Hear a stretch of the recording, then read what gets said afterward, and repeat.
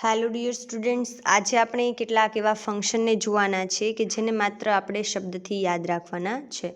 Identification of function અને responding સેન્ટેન્સમાં પૂછાઈ શકે છે, તો એને આપણે ધ્યાન રાખીશું. ઘણા આમાં એવા પણ કન્જક્શન તમને આપેલા હશે કે જેની કોઈ પ્રોપર વાક્ય રચના હશે નહીં, તો એને આપણે એ રીતના ફોલો કરવાના રહેશે. બરાબર છે. ખાલી તમે આને શબ્દથી યાદ રાખી લેશો તો પણ એ ચાલશે. એટલું બધું આમાં ડીપમાં જવાની કંઈ જરૂર છે નહીં. પહેલું આપણને નામ આપેલું છે, પહેલું ફંક્શન આપેલું છે રિક્વેસ્ટિંગ. રિક્વેસ્ટિંગ એટલે બધાને ખબર છે, વિનંતી કરવા માટે આ લેંગ્વેજ ફંક્શનનો ઉપયોગ થાય. ક્યાં થાય છે આ લેંગ્વેજ ફંક્શનનો ઉપયોગ? તો વિનંતી કરવા માટે થાય છે. હવે જ્યારે રિક્વેસ્ટિંગ નામનું ફંક્શન તમને આપેલું હશે ત્યારે વુડ યુથી કોઈ આન્સર તમને પૂછેલો હશે. જો વુડ રાધર નથી, યાદ રાખજો. વુડ રાધર તો ચોઇસની અંદર આવે છે, એક્સપ્રેસિંગ ચોઇસ. ચોઇસમાં પણ યાદ રાખવાનું, અલ્ટરનેટિવ ચોઇસ છે ને ખાલી ચોઇસ છે. અલ્ટરનેટિવ ચોઇસમાં તમને ખબર છે શું કરવાનું છે, either, neither, either or, neither nor. બરાબર, આ બધા શબ્દ છે. અને ચોઇસની અંદર વુડ રાધર છે, તો એમાં બધું ભેગું ન થઈ જાય, ખાસ ધ્યાન રાખજો. રિક્વેસ્ટિંગનો ઉપયોગ વિનંતી કરવા માટે થાય છે. વુડ યુથી કોઈ ક્વેશ્ચન આપેલો હોય, પ્લીઝ, કાઇન્ડલી. બરાબર, આનાથી કોઈ પણ પ્રશ્ન નહીં, કોઈ વિધાન તમને આપેલું હોય તો એ રિક્વેસ્ટિંગ ફંક્શનનું હશે. બરાબર છે. તમને ABCD 4 ઓપ્શન આપેલા હોય રિસ્પોન્ડિંગ સેન્ટેન્સની અંદર, તો આપણને ખ્યાલ આવી જવો જોઈએ કે રિક્વેસ્ટિંગ એટલે કે વિનંતીનો ભાવ. તો વિનંતીનો ભાવ આપણને ખબર છે, આપણે ડાયરેક્ટ ઇનડાયરેક્ટમાં પણ જોઈ લીધું, અને એક્ટિવ પેસિવમાં પણ ઇમ્પેરેટિવ સેન્ટેન્સીસના એક્ઝામ્પલને જ્યારે આપણે સોલ્વ કર્યા તો આના વિશે આપણે માહિતી મેળવી. અહીંયા નીચે એક્ઝામ્પલ છે જે તમે વાંચી લેજો. ડિક્લાઇનિંગ એટલે કે ઇનકાર કરવો અથવા તો ના પાડવી. કોઈ પણ આપણને કંઈ વાત કહે છે અથવા તો કોઈ આપણને કંઈ એવો ક્વેશ્ચન પૂછે છે, તો અથવા તો કોઈ આપણને કોઈ એવું કામ ચીંધે છે, તો આપણે શું કરીએ છીએ? જો આપણે ન કરવું હોય તો આપણે ના પાડી દઈએ છીએ. બરાબર, આપણે શું કરીએ છીએ? ઇનકાર કરીએ છીએ અથવા તો ના પાડીએ છીએ. ના અલગ અલગ રીતે પાડીએ છીએ, પણ એ બધા સેન્ટેન્સ કેવા હોય છે? નેગેટિવ સેન્ટેન્સ હોય છે. જો કેવા આમાં શબ્દ આવી શકે તો no I can't, sorry, excuse me, no I don't. બરાબર, આવા કોઈ પણ જ્યારે નેગેટિવ તમને કોઈ સેન્ટેન્સ આપેલું હોય કે જે નકાર સૂચવે છે, બરાબર, તો ડિક્લાઇનિંગ આવશે. એના ઉપરાંત તમને એક માહિતી આપી દઉં કે ઇન્ટેન્શન નામનું એક ફંક્શન તમને પૂછાશે. ઇન્ટેન્શન એટલે શું થાય? તમને બધાને ખબર છે, હેતુ. ઇન્ટેન્શન એટલે શું થાય? જો ફેરવવું હોય ને તો એને કંઈ વાર લાગે નહીં. ફંક્શનને ફેરવવું ને તમને જો ગોટાળે ચડાવવા હોય તો એ લોકોને કાંઈ વાર લાગતી નથી. તો આપણને એમ થાય કે આવું ઇન્ટેન્શન નામનું કોઈ ફંક્શન જ ન થાય, પણ આપણને એ નથી ખબર કે ઇન્ટેન્શન એટલે હેતુ થાય. અને હેતુ સૂચવવા માટે કયા ફંક્શનનો ઉપયોગ થાય? તો પર્પઝ. સમજાય છે? તો પર્પઝને રિલેટેડ કોઈ વિધાન તમને આપેલું હશે ABCDમાં, તો એ આપણે પસંદ કરવાનું છે એમાંથી કોઈ પણ એક. પણ આપણને એ જ ખબર ન હોય કે ઇન્ટેન્શન એટલે હેતુ થાય, તો આપણે એ વિધાનને સોલ્વ કરી શકીએ નહીં. બરાબર છે. આપણે એ રિસ્પોન્ડિંગ સેન્ટેન્સ કે આઈડેન્ટિફિકેશન ઓફ ફંક્શનને આપણે સોલ્વ કરી શકતા નથી. યાદ રાખજો, ઇન્ટેન્શન એટલે પણ, મને યાદ આવી ગયું એટલે મેં તમને કહી દીધું, ઇન્ટેન્શન એટલે પણ હેતુ થાય અને પર્પઝ એટલે પણ હેતુ થાય. એની પછીનું શોવિંગ અથવા તો એક્સપ્રેસિંગ એબિલિટી. બધાને ખબર છે, એબિલિટી એટલે ક્ષમતા. બરાબર, કંઈક કરી શકવું. આપણે કહીએ ને ક્ષમતા દર્શાવીએ છીએ, આપણે કરી શકવાની ક્ષમતા. I can write English, I can speak English, આવું આપણે બોલતા હોઈએ છીએ. તો શું આપણે આ બોલીએ છીએ એનો મિનિંગ શું છે? તો આપણી ક્ષમતા છે. બરાબર, તો ક્ષમતા દર્શાવવા માટે કેન, કુડ આ બંનેનો ઉપયોગ થાય છે. હકાર પણ હોઈ શકે, આમાં નકાર પણ હોઈ શકે છે. આ આપણને બધાને સામાન્ય છે. મોડલ ઓક્સિલિયરમાં પણ આપણે આ જોઈ ગયા છીએ, એટલે આપણને ખ્યાલ આવી જવો જોઈએ કે જ્યારે કોઈ પણ વિધાન કેન, કુડ એનાથી બનેલું હોય, ખાસ ધ્યાન રાખજો, તો એ વિધાન કોનું હશે? તો શોવિંગ એબિલિટી પણ હોઈ શકે અથવા તો એક્સપ્રેસિંગ એબિલિટી પણ હોઈ શકે. તમારે એટલું ધ્યાન રાખવાનું, એ શોવિંગ હોય કે એક્સપ્રેસિંગ હોય, તમારે એટલું ધ્યાન રાખવાનું છે, એબિલિટીવાળું ફંક્શન આવે ત્યારે કેન કે કુડ બેમાંથી કોઈ પણ એકનું વિધાન આવે.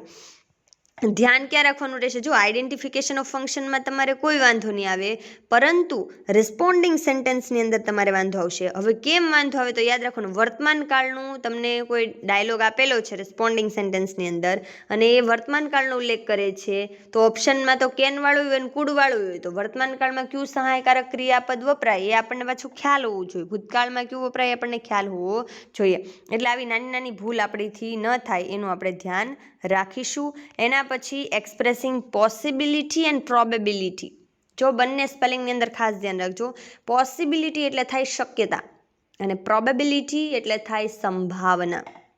સમજાય છે? પોસિબિલિટી એટલે શું થાય? શક્યતા. અને પ્રોબેબિલિટી એટલે શું થાય? સંભાવના.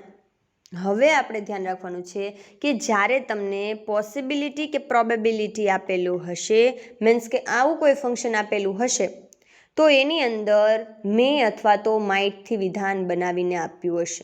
શેનાથી બનાવ્યું હશે? કયા સહાયકારક ક્રિયાપદોનો ઉપયોગ કર્યો હશે?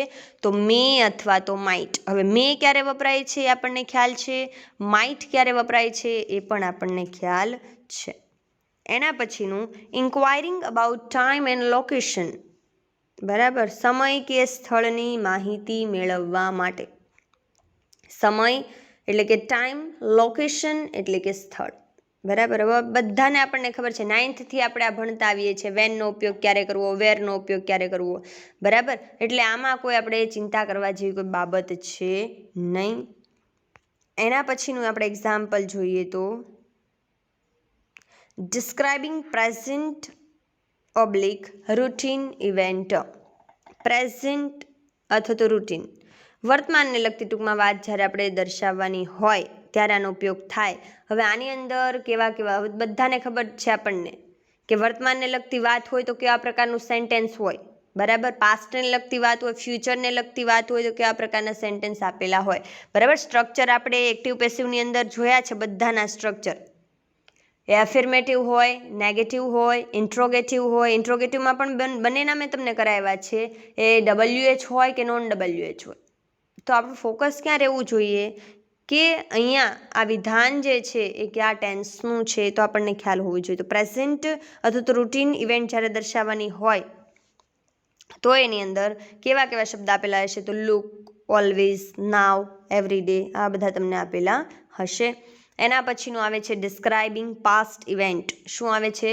ડિસ્ક્રાઇબિંગ પાસ્ટ ઇવેન્ટ એટલે કે ભૂતકાળને લગતી બાબતો માટે. પહેલામાં શું હતું? Present event. આમાં પાસ્ટ ઇવેન્ટ. પ્રેઝન્ટ હોય તો વર્તમાનને લગતી, પાસ્ટ હોય તો ભૂતકાળને લગતી. હવે એની અંદર ભૂતકાળમાં પણ તમને ખબર છે અન્ય શબ્દ તરીકે શું આવે? યસ્ટરડે, લાસ્ટ યર, આવું બધું આવે. સમજાય છે? કંઈ ડિફિકલ્ટ નથી. આ ફંક્શન તમને એમ થાય ઓહો કેટલા બધા ફંક્શન છે, પણ આ તો તમે જાણો જ છો. એબિલિટી તમને ખબર છે, પોસિબિલિટી તમને ખબર છે, પ્રોબેબિલિટી તમને ખબર છે, ટાઈમ, લોકેશન, આ બધા વિશે તમને માહિતી છે, અને ટેન્સ તો તમે જાણો જ છો.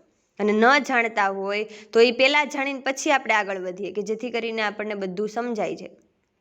બરાબર છે? ગ્રામરની અંદર જેમ જેમ તમે સ્ટેપ બાય સ્ટેપ ચાલશો એમ તમને એ સરળ રહેશે. ટેન્સનો આવડતા ડાયરેક્ટ ઇનડાયરેક્ટ સોલ્વ કરવા જાઓ તો એમાં કાંઈ ન ખબર પડે. એક્ટિવ પેસિવ સોલ્વ કરવા જાઓ કંઈ ન ખબર પડે. એટલે પહેલાં શું કરવાનું છે? આપણે જે પાયાનું જ્ઞાન છે, જે આપણે ટેન્સ શીખવાના છે એને આપણે શીખી લેવાના છે. એ નોલેજને આપણે મેળવી લેવાનું છે. ટેન્સ આવડી જશે ને એટલે તમને કોન્ફિડન્સ આવી જશે કે મને બધું આવડે છે. બરાબર. અને જ્યારે આવા કોઈ ફંક્શન આવે તો મૂંઝાવાનું નથી. આવા જે શબ્દ છે એના ઉપરથી આપણે એની ઓળખ કરી નાખવાની છે. બરાબર છે? એના પછીનું આપણે ફંક્શન જોવાનું છે ડુઅર નોટ ઇમ્પોર્ટન્ટ. શું જોઈશું આપણે? Doer not important. તમને બધાને ખ્યાલ છે કે આપણે એક્ટિવ પેસિવ જ્યારે શીખતા હતા ને ત્યારે મેં તમને કીધું હતું કે આવું એક ફંક્શન આવશે. બરાબર. ડુઅર નોટ ઇમ્પોર્ટન્ટ નામનું ફંક્શન આવશે. હવે થોડુંક આપણે એના વિશે વધારે કહી દઈએ તો ડુ એટલે થાય કરવું અને ડુઅર એટલે થાય ક્રિયાનો કરનાર. શું થાય? ડુ એટલે કરવું અને ડુઅર એટલે થાય ક્રિયાનો કરનાર. નોટ એટલે નથી, ઇમ્પોર્ટન્ટ એટલે કે મહત્વનો. ક્રિયાનો કરનાર મહત્વનો નથી. હવે આમાં કેમ ખબર પડે આપણને કે ડુ ઓર નોટ ઇમ્પોર્ટન્ટ ફંક્શનને આપણે કઈ રીતે ઓળખવું? તો તમારે એટલું યાદ રાખવાનું કે જ્યારે પેસિવ રચના તમને આપેલી હોય, તમને ખબર પડી ગઈ ને એક્ટિવ અને પેસિવની અંદર. એક્ટિવમાં વાક્યની શરૂઆત કર્તાથી થાય, પેસિવની અંદર વાક્યની શરૂઆત કર્મથી થાય, V3 આવે, બાય પ્રિપોઝિશન પ્લસ કર્તા આવે. પણ આમાં કર્તા દર્શાવવો મહત્વનો નથી. તો આની અંદર આપણે શું લખીશું અથવા તો કેવી રીતના આપણે વિધાનને આઈડેન્ટિફાઈ કરશું? તો લખો 1, 2 અને 3 ટોપિક પાડીને આપણે લખવાનું છે. 1 કરીને લખો ડુ ઓર નોટ ઇમ્પોર્ટન્ટ એટલે કે ક્રિયાનો કરનાર મહત્વનો નથી. ડુ એટલે કરવું અને ડુઅર એટલે ક્રિયાનો કરનાર, નોટ એટલે નથી, ઇમ્પોર્ટન્ટ એટલે મહત્વનો. ક્રિયાનો કરનાર મહત્વનો નથી. એની અંદર 1 કરીને લખો જ્યારે કોઈ વાક્ય રજૂ કરતી વખતે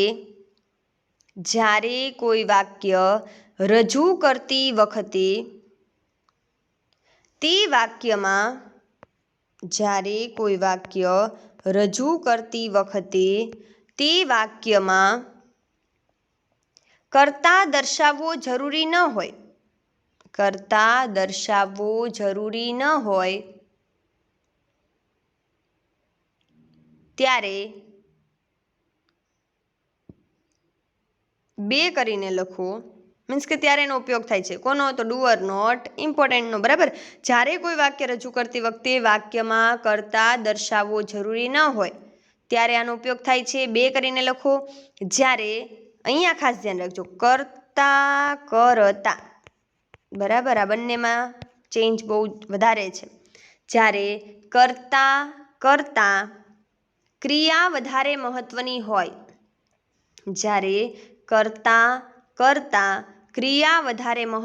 હોય, ત્યારે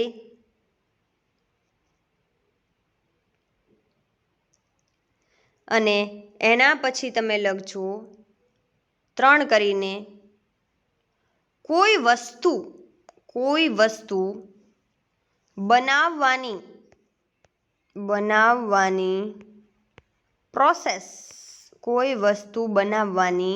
પ્રોસેસ દર્શાવવાની હોય ત્યારે.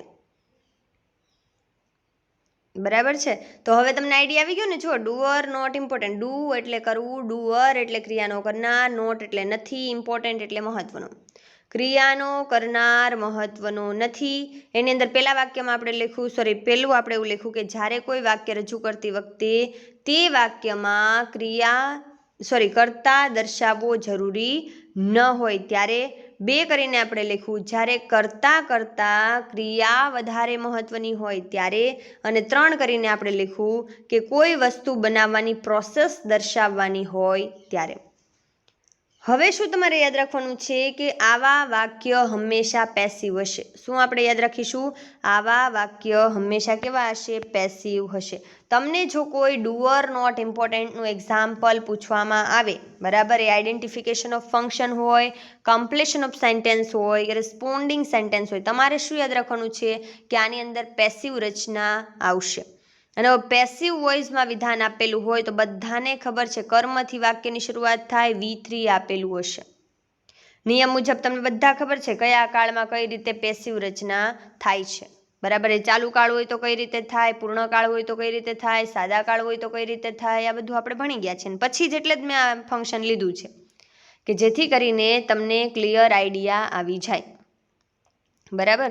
હવે આપણે એક્ઝામ્પલને જોઈએ. માનો કે એવું તમને કહેવામાં આવે કે the match is one second time. The match is one second time. બરાબર છે. તો હવે આ વિધાન તમે જુઓ કયા ટેન્સનું આપવામાં આવેલું છે? તો is plus V3, am is are plus V3. નિયમ યાદ કરો.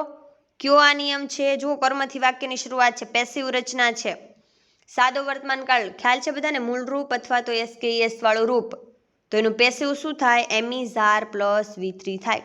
યાદ આવી ગયું બધાને? એટલે ટૂંકમાં પેસિવ રચના જ્યારે તમને આપેલું, વાક્ય રચના તો બધાને ખ્યાલ જ છે. વાક્ય રચના ખ્યાલ જ છે કે સાદો વર્તમાનકાળ હોય તો વાક્ય રચના શું આવે? એક્ટિવ વોઇસની અંદર. અને જ્યારે સાદા વર્તમાનકાળનું તમે પેસિવ વોઇસ કરો છો ત્યારે વાક્ય રચના શું આવે? બરાબર છે. એના પછીનું example, the Arjun award was given to Dhoni last year. The Arjun Award was given to, જુઓ કર્મ આવી ગયું અહીંયા to be plus V3. Most of છે ને આની અંદર ટુ બી પ્લસ V3 જ આવશે, ટુ બી પ્લસ V3 જ આવશે. હવે ટુ બી પ્લસ V3 ક્યારે આવે? સાદા કાળ હોય ત્યારે. સાદો વર્તમાન કાળ, સાદો ભૂતકાળ. સાદા ભૂતકાળમાં શું આવે? ક્રિયાપદનું V2 રૂપ. એક્ટિવ વોઇસની અંદર પેસિવ કરીએ તો વોઝ વેર પ્લસ V3. બરાબર છે. તો આવી રીતના તમને વિધાન આપેલું હશે કે જેમાં એક્ટિવ વોઇસમાં શું હોય? કર્તા મહત્વનું હોય. વાક્ય કર્તા ન હોય તો વાક્ય બને જ નહીં. જ્યારે પેસિવમાં કર્મથી વાક્ય બને એટલે કર્મ મહત્વનું હોય. સમજાય છે? તો જ્યારે વાક્યની અંદર કર્તાનું એટલું બધું મહત્વ ન હોય, કોનું મહત્વ હોય? કર્મનું મહત્વ વધારે હોય. બરાબર છે. તો એ વાક્ય પેસિવ છે. અને પેસિવ વાક્ય કયું ફંક્શનમાં આવે છે? તો ડુઅર નોટ ઇમ્પોર્ટન્ટમાં આવે છે. હવે માનો કે તમને પ્રોસેસ પૂછી હોય, બરાબર, પ્રક્રિયા, તો 2 spoon sugar, 2 spoon sugar is added to prepare lemon juice. 12th વાળાને ખબર હશે, એક તમારે ડેટા ટ્રાન્સફરની અંદર આપણે કેક બનાવતા શીખ્યા હતા. બરાબર, એ આખો પ્રોસેસનું હતું. પ્રોસેસ એટલે પ્રક્રિયા. બરાબર, કેક કઈ રીતે બનાવવી એની પ્રક્રિયા આપણને આપેલી હતી. ડેટા ટ્રાન્સફરની અંદર એક તમારે આપેલું છે ગ્રામરની નોટમાં. એટલે ટૂંકમાં કોઈ પ્રક્રિયા દર્શાવવાની હોય, કોઈ વસ્તુ બનાવવાની પ્રક્રિયા દર્શાવવામાં આવેલી હોય તો એ પ્રક્રિયા દર્શાવેલું વાક્ય કોનું હશે? તો એ વાક્ય ડુઅર નોટ ઇમ્પોર્ટન્ટનું હશે. સમજાય છે? પ્રક્રિયા જ્યારે તમને દર્શાવવામાં આવેલી હોય ત્યારે એ વિધાન ડુઅર નોટ ઇમ્પોર્ટન્ટનું હશે. એના પછી ધ હોમવર્ક, આખું લખી નાખજો. Homework was given to write again for 2 times.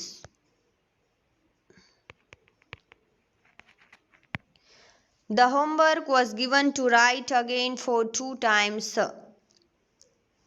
સમજાય છે બધાને? પહેલા આવી જશે કર્મ plus two be plus V3. તો અહીંયા આપણે ધ્યાન રાખવાનું છે કે કર્તા મહત્વનો નથી અને કરતા ક્રિયા વધારે મહત્વની છે. તો ત્યારે કયું ફંક્શન હશે? ડુઅર નોટ ઇમ્પોર્ટન્ટ હશે.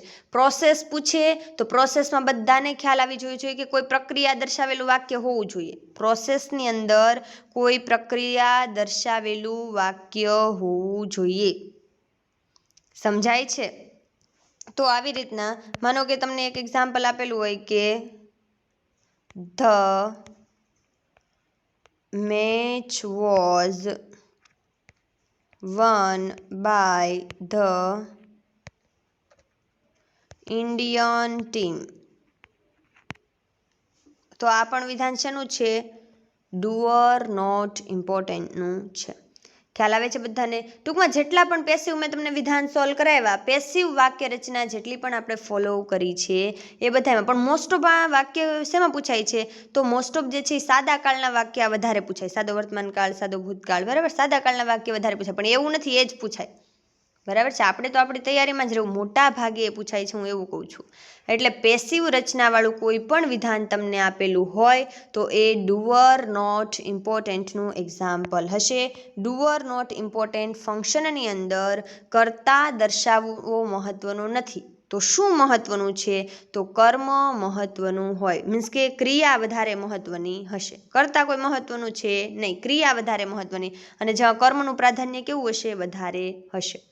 પેસિવ વાક્ય રચનાની અંદર કર્મનું પ્રાધાન્ય કેવું હોય છે? વધારે હોય છે. તો આટલા ફંક્શનની અંદર આપણે આ બધા ફંક્શન આમ છે સામાન્ય, બરાબર છે સામાન્ય, પણ ઘણીવાર આપણને કન્ફ્યુઝનમાં મૂકી દે એવા પણ છે.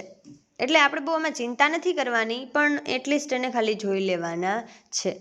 બરાબર છે. આપણે એને જોઈ લઈએ એટલે આપણને ખ્યાલ આવી જાય કે આવી રીતના કોઈ વિધાન પૂછાયેલું હોય તો આપણે એમાં આવી રીતના લખવાનું રહેશે. બરાબર છે. આ બધા એક્ઝામ્પલ જે તમે કરશો સોલ્વ એટલે તમને વધારે જેમ જેમ એક્ઝામ્પલ સોલ્વ કરશો એમ તમને આઈડિયા આવી જશે. બરાબર છે. તો આ ડુ ઓર નોટ ઇમ્પોર્ટન્ટનું એક્ઝામ્પલ આપણે સોલ્વ કર્યા આજે. આગળના લેક્ચરની અંદર આપણે જે ફંક્શન બાકી છે એને ડિસ્કસ કરીશું. પરંતુ જે આગળના ચાલી ગયા છે ફંક્શન એને એકવાર રિવિઝન કરી લેજો. આજે હું તમને જેટલા ફંક્શનના નામ લખાવું છું એ કમ્પલસરી બધાએ લખી નાખવાના છે કે જે તમને આગળ જતાં ટેસ્ટ દ્વારા પૂછવામાં આવશે. બરાબર, મીન્સ કે ટેસ્ટ આપણે જે લેશું એમાં તમને એ પૂછવામાં આવશે. લખતા જજો, જેની પાસે બુક પેન છે ન હોય એ લઈને બેસજો એટલે તમને ખ્યાલ આવે. 11th અને 12th બંનેને લાગુ પડે છે. ફંક્શન છે શોવિંગ પર્પઝ. લખતા જાવ એટલે તમને આઈડિયા રહે. શોવિંગ પર્પઝ આ પાકા કરવાના અત્યારે આપું છું. ટેસ્ટમાં કયા પૂછાશે ને કયા નહીં ટેસ્ટ હશે ત્યારે તમને આગળ કહેવામાં આવશે. આ પાકા કરવા માટે આપું છું. તમને પછી એવું ન થાય કે મેડમે અમને કીધું નહીં, હું ગમે ત્યારે પૂછીશ. બરાબર છે. Showing purpose, expressing result. List બનાવતા જાવ એટલે તમને આઈડિયા રહે. Showing purpose, expressing result, making supposition,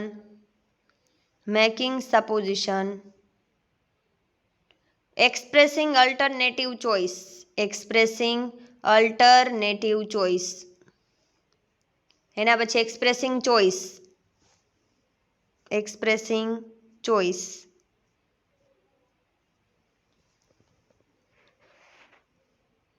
condition,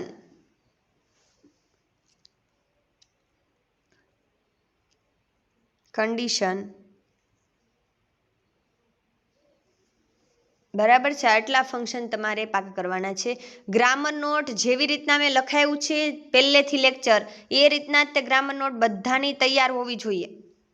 જેવી રીતના આપણે પહેલેથી લખાવેલું છે એવી રીતના ગ્રામર નોટ તૈયાર હોવી જોઈએ. કમ્પલસરી બધાની ગ્રામર નોટ મારે તૈયાર જોઈએ. ગમે ત્યારે ચેકિંગ માટે જે છે એ તમને અહીંયા મંગાવવામાં આવશે કે ગ્રામર નોટ તમારી તમે આપી જાઓ. બરાબર છે, ચેકિંગ માટે. તો યાદ રાખજો, ગ્રામર નોટ જેમ આપણે ટોપિક ચલાવ્યા છે એ મુજબ ફંક્શન હોય તો આડાવડા નથી કંઈ લખવાના. ફંક્શનનો એક ભાગ જ પાડી દેવાનો છે કે આ બધા ફંક્શન, અને એક ભાગ એવો હોવો જોઈએ એક્ટિવ પેસિવ. હવે બની ગઈ છે તો ચિંતા નહીં કરતા, પછી પૂછતા નહીં કોઈ. બરાબર, બની ગઈ છે એના માટે કોઈ ટેન્શન લેવાની જરૂર નથી. પણ જેને નથી બનીને બનાવવાના છે એ લોકો અલગ કરજો. કેમ એવું કહું છું કે તમને વાંચવામાં સરળતા રહે. કેટલા ફંક્શન છે, ફંક્શન એક પાર્ટ તમે પાડી દો તો બધા ફંક્શન એની અંદર આવી જશે. ડાયરેક્ટ ઇનડાયરેક્ટ એક્ટિવ પેસિવ એનો એક પાર્ટ પાડી દેવાનો છે. બરાબર, કે જેથી કરીને તમે જ્યારે વાંચો નિયમો ત્યારે તમને વ્યવસ્થિત સમજાઈ જાય. એટલે વ્યવસ્થિત તમારે નોટ્સ બનાવવાની રહેશે. શોર્ટ નોટ્સ, સ્પેલિંગ એની એક નોટ બનાવવાની છે. જેટલા પણ યુનિટ ચાલ્યા છે એ પ્રમાણે કમ્પલસરી બધા યુનિટ જેટલા મીન્સ કે ચાલ્યા છે એ બધા એના સ્પેલિંગ લખાયેલા હોવા જોઈએ. અને એની શોર્ટ નોટ પણ, એની પણ નોટ ગમે ત્યારે મંગાવવામાં આવશે. એટલે હવે તમને કહેવામાં નહીં આવે. ટેસ્ટ હશે તો 5 દિવસ અગાઉનું આપણે કીધું છે. નોટ્સમાં હું તમને 5 દિવસ અગાઉ નહીં કહું. ગમે ત્યારે હું તમને મેસેજ કરી દઈશ કે કાલે નોટ જમા કરાવવાની છે. બરાબર, પણ હજી તમને એટલી ઉતાવળે નહીં કરવું. એટલે હા, તમે શાંતિથી વ્યવસ્થિત નોટ બનાવી નાખો એટલે પછી આપણે થોડાક ફંક્શન ચલાવી અને પછી આપણે મંગાવીશું. એટલે વ્યવસ્થિત ચેક થઈ જાય. બરાબર છે. Thank you for watching this video.